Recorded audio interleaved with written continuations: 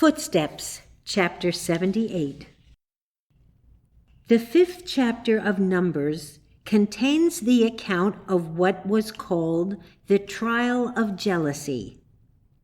In it, the suspected woman is made to drink of the holy water.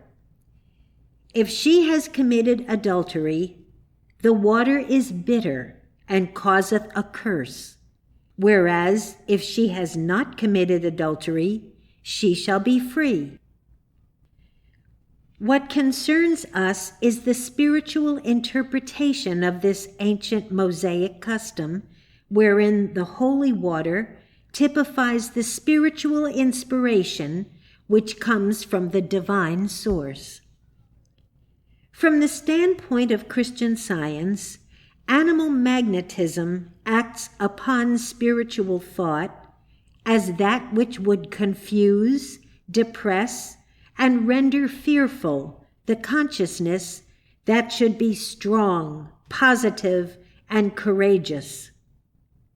But in this passage, the tables are turned, for it indicates that the effect of inspiration on a thought adulterated with error, mortal mind theories, and beliefs is to produce a chemicalization.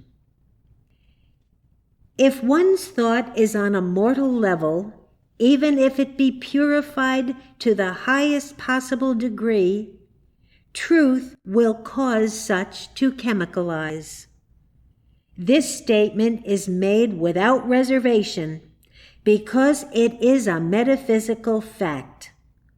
It embodies the only explanation of why many splendid men and women fight spiritual inspiration, persecute it, and revile it. That is, it indicates that their basis of thought is the human mind, even though it may be refined.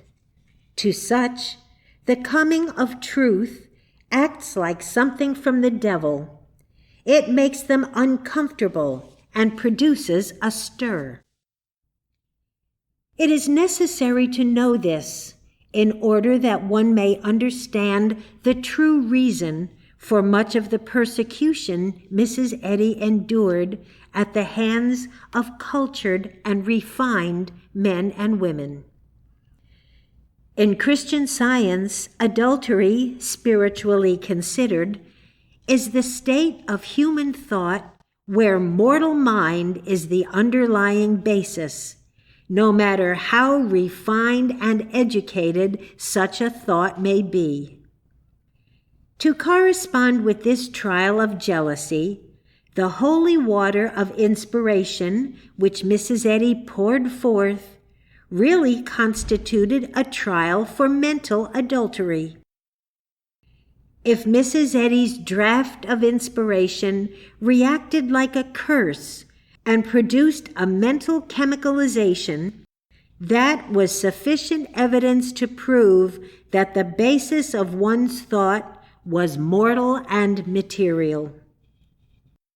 Hence, when Mrs. Eddy voiced inspiration and gave humanity a cup of water in Christ's name, although, in agreement with Science and Health, page 570, she did not fear the consequences, yet they often seemed serious, due to the fact that those on a human level of thought and action chemicalized so over her outpouring that they turned on her as if she had committed an evil thing. However, such antagonism merely exposed the adultery of their thought. How different was the action of this inspiration on those whose foundation of thought was changing from the human to the divine. They drank in her sweet revelations, as would a thirsty man on the desert welcome a drink of cool water on a hot day.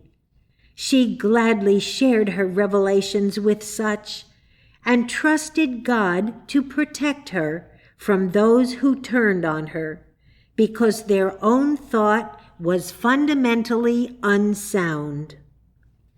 So this ancient Mosaic custom, spiritually interpreted, helps the present-day student to understand the strange phenomenon of fine men and women turning on Mrs. Eddy as if she had given them a bitter dose, when, in reality, she simply voiced with the highest and most loving motive the messages of good which she received from God.